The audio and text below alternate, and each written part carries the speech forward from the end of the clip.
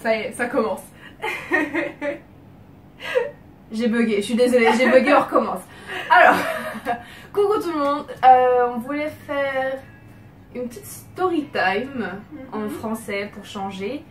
Vous avez sûrement dû déjà voir la vidéo que j'ai postée sur notre vlog quand on était au Mama Hong Kong et Vietnam. Et on voulait justement vous faire partager la version française de tout ça. Donc c'est la première année que Mama fait dans 3 pays. Donc c'était un peu la galère, très mal organisé. La première date c'était au Vietnam et on a de la chance de vivre au Vietnam en ce moment.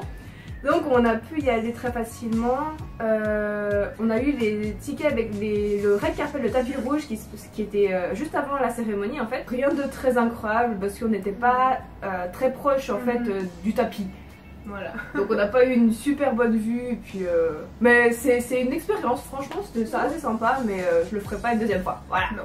Quitte à choisir. Hein. Quelques jours plus tard c'était Mama au Japon. On n'y est pas allé parce que ça coûte beaucoup trop cher. Pour des références futures, si vous voulez savoir, les billets au Japon pour aller au Japon sont extrêmement chers comparé au Vietnam et à Hong Kong par exemple. Donc celui-ci on n'y est pas allé et maintenant à Hong Kong on a pris un avion pour aller à Hong Kong. C'était notre première fois. On était assez loin de l'aéroport et puis de comment dire, l'aéroport, juste à côté de l'aéroport en fait il y a le Asian World Expo, c'est là où se trouve Mama, où se déroule la cérémonie en fait. Et nous on était genre à peu près 30 minutes de trajet de là, donc voilà. On se concentre plus sur Mama Hong Kong vu que c'est quand même la cérémonie la plus grande, c'est celle qui clôture en fait les 3 pays, donc c'est pour ça qu'on se concentre un peu plus sur ça. Et c'est aussi pour ça que Kim a la voix extrêmement pétée maintenant. Elle a pris froid et puis elle s'est genre... J'ai aussi beaucoup crié pendant le Mama. Extrêmement. Si vous voulez avoir la preuve, il y a une vidéo qui peut prouver ça en fait. Je vous mets le lien dans la box de description. Voilà. Et en plus je suis tombée malade alors... Voilà, donc voilà. C'est l'effet négatif et post-Mama en fait, voilà. ce genre de truc. Alors pour vous expliquer comment ça se passe, on n'a pas acheté les billets avec le tapis rouge cette fois-ci pour Hong Kong, alors on avait juste le billet pour la cérémonie de Worlds en fait à la fin. Et juste avant ça, bah, il y avait une sorte de convention comme tout ce qui est Japan Expo, genre de truc en fait, pour une journée dans le même bâtiment que la cérémonie. Qui est à vrai dire juste la sortie de métro. Exactement. Ça, tout le monde pouvait y aller. C'était ouvert à tout le monde, même si tu n'avais pas le billet pour la cérémonie ou le tapis rouge, tu pouvais très facilement rentrer à l'intérieur et participer aux activités qui étaient proposées durant cette convention. Les stands en fait c'était pratiquement tous les sponsors de Mama. La convention n'est pas si grande que ça, c'est plus le bâtiment qui est extrêmement grand. Et j'ai dit dans ma vidéo en anglais, c'est que il y avait genre aucune direction. Ouais, c'est vrai. Genre pas de panneau, rien du tout quoi. Donc on arrive là. On sait pas où aller. Alors ce qu'on fait, bah, premier truc qu'on fait, il y avait des missions à faire durant cette convention, donc genre prendre une photo, la poster sur Instagram, Twitter avec des hashtags. Deuxièmement, un message pour les artistes ou sur, ils avaient un mur où on pouvait écrire des petits messages, etc., etc. Et le dernier c'était un quiz dont la question était en 2016 l'artiste de l'année était Twice. Et voilà, et avec ça tu dois répondre soit O soit X en fait, juste ou faux quoi. Et bah, la réponse était faux si jamais c'était BTS, si vous ne le saviez pas, bref. Et après ça on a eu des cadeaux, enfin c'est des petits trucs, hein, c'est pas genre un album signé. Avec des crayons de couleurs, des cartes postales et un autocollant. Voilà. Et puis après bon on a fait un petit tour dans la convention.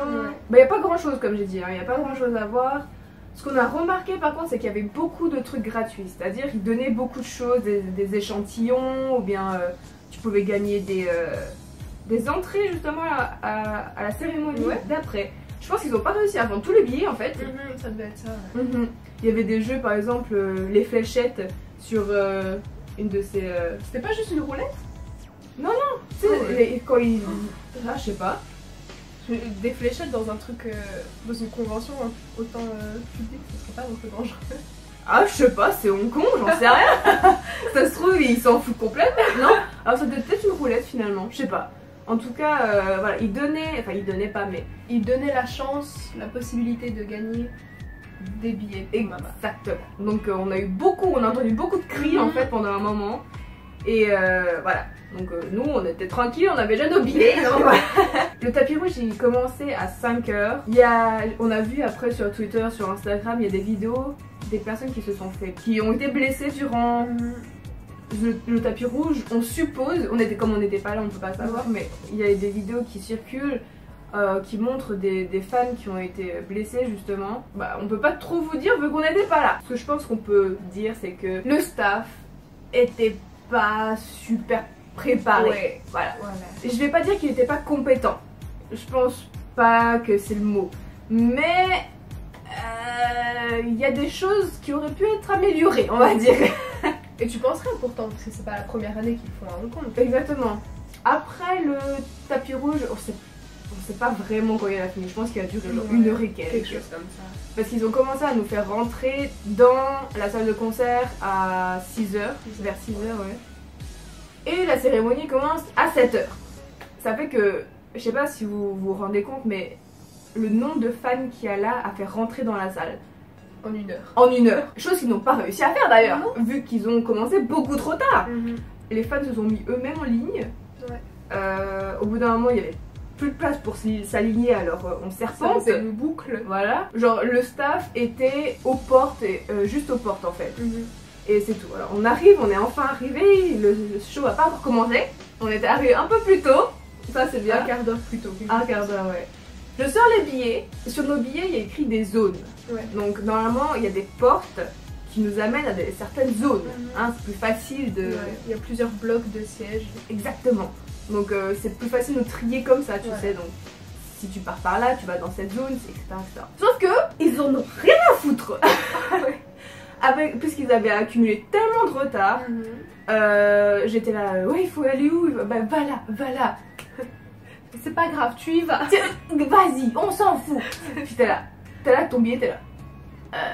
Puis t'es là, bah ok, on y va, on passe par la sécurité. Tu sais, d'habitude, avant les concerts, ils te mettent les bracelets, les trucs autocollants et tout. Non, là, ils te donnent le truc et puis t'y vas. Tu le mets toi-même. Self-service. On arrive, on cherche nos places et on voit qu'on est super bien placés. On est au premier rang en fait. On est au premier rang, assis juste devant les idoles. Juste devant les gros, mais genre à hauteur de Dieu. Enfin, ils étaient sur un bout de la scène en quelque sorte, puis nous, entre nous, il y avait la fosse en quelque sorte. Ouais. Et nous, on était assis vraiment juste en face. Et on avait vraiment une vue incroyable. C'était, à part le fait qu'il y avait la grande caméra devant, c'est le Jimmy D qui est là tout le temps. T'es là, mais putain, mais casse-toi. Tu veux une bonne vue? Bref, à part ça, c'était vraiment super. Donc la cérémonie se passe avec des performances qui sont assez inoubliables. Hein. Oui. Franchement... Clairement, ça ne s'oublie pas. Non, il y a des séquelles encore. Voilà. C'était notre première cérémonie d'award, donc on n'a aucune idée de comment ça marche généralement. Personnellement, moi j'ai été choquée du fait que, avant même d'annoncer le gagnant d'un award, d'une catégorie, ouais, et ben la caméra elle est déjà là. Mais genre devant la personne qui va gagner, tu sais. C'est-à-dire que la personne, le présentateur, il est là, oui, alors la catégorie, blablabla, le gagnant est... Mais avant de dire le gagnant, la caméra, elle est déjà devant le gagnant. Mais t'es là, mais... Suspense. Je me demande qui va gagner. Puis l'artiste en face, oh, moi. Oh, je m'y attendais pas. Non, alors par contre, ils ont fait ça pour tous les awards, à part les 3 derniers, les 3 plus importants. Hein. On a crié, j'ai failli pleurer. Oui, j'ai failli pleurer à la fin quand Samuel il a fait son speech là et qu'il pleurait, puis je mais autour de nous il y avait des gens qui pleuraient après ça. Oui, il y a beaucoup de gens qui pleuraient. Je sais pas si toi t'as vu durant la soirée, mais enfin, pas durant la soirée, mais durant leur speech justement.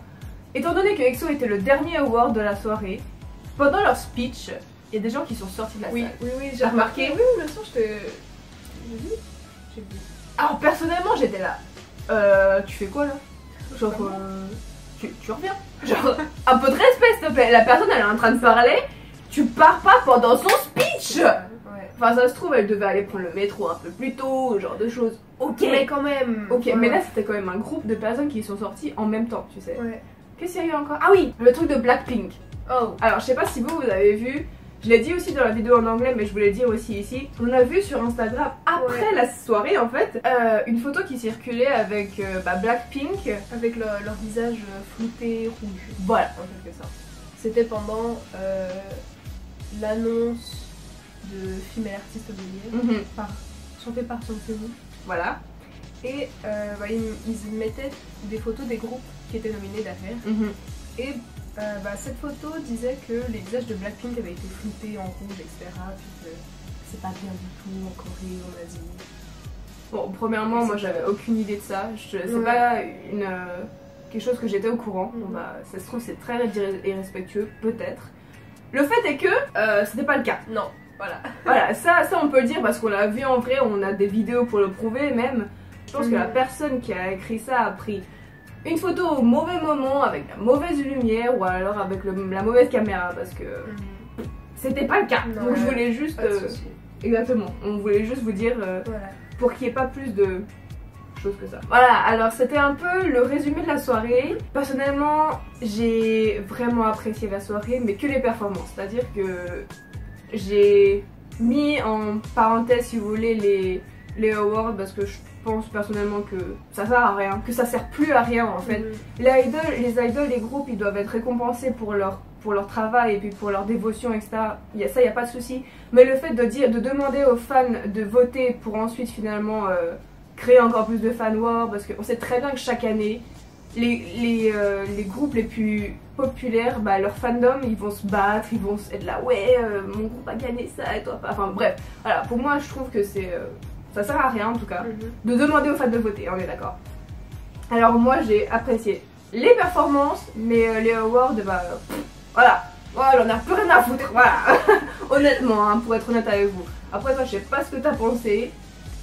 Quelque chose un peu comme toi, j'ai apprécié toute la soirée en gros, les performances elles étaient incroyables. J'ai pas pensé plus aux awards que ça en fait, parce que ça fait des mois et des années même qu'on sait que Mnet fait pas les choses de la meilleure manière. Gigi l'a dit. Tellement. Et ça fait des mois que les gens disaient sur internet, oh Mnet c'est des snakes, etc. Du coup j'étais pas surprise pendant la soirée, je savais que ça voudrait rien dire. Donc voilà. J'avais pas des attentes si hautes. Mais pour les awards. Du coup, voilà, pour les awards, mais du coup j'ai d'autant plus apprécié les performances. Exactement. Le fait que les performances soient autant incroyables, j'ai dit dans la vidéo en anglais, c'est que si vous voulez voir des performances avec des collaborations, des special stages, c'est vraiment là où il faut aller quoi, parce que c'est tellement incroyable de voir autant de groupes, autant d'idoles en une seule fois, en une soirée qui performent devant toi et puis t'es là waouh. Genre c'est pas tout le temps que tu peux voir ça quoi. Et personnellement si j'ai la chance, enfin toi je sais pas, hein, moi je dis pour moi, mais si j'ai la chance d'y aller encore l'année prochaine, j'irai volontiers. Et en espérant qu'il n'y a pas tous ces problèmes, tous ces dramas. Parce que, franchement c'est chiant, c'est quelque chose qui altère vraiment l'image de la cérémonie et puis c'est pas agréable. Les semaines qui précèdent la cérémonie, t'es là, oh putain, et puis tu vois que ça durant dans ton Instagram et tout, putain, oh c'est bon quoi. Bref, et toi? Bah oui, j'aimerais bien. Tu vois, on a déjà fait Mama une fois, même deux. Si on pouvait faire, je sais pas moi, Kayo Daejun ou des trucs comme ça, ça serait encore mieux, mais faudrait aller en Corée. C'est vrai. On verra pour ça, on verra. Voilà. Je sais pas si t'as quelque chose à rajouter. La personne qui tenait les awards. Oh voilà. Mais j'ai jamais vu un costume aussi moche. Aussi ridicule. Mais ridicule et moche. Ils étaient plusieurs. Je me suis sentie mal pour eux. Non mais je sais pas si vous avez vu durant la cérémonie, les cérémonies, mais il y a une personne avec une combinaison intégrale. Voilà exactement, qui vient pour amener les awards sur la scène et ensuite les donner aux acteurs qui eux vont les donner au groupe. Et ensuite pour les guider, genre vous descendez par là, etc. Non mais durant la soirée, Kim et moi on était là, mais non mais c'est une blague. C'est ridicule. Non mais voilà. Alors bah c'était notre expérience au Mama. En espérant que l'année prochaine on peut y retourner. On verra, ça va être un petit peu difficile mais on verra à ce moment-là. Merci d'avoir regardé, j'espère que ça vous a plu. Et puis à tout bientôt. Bisous.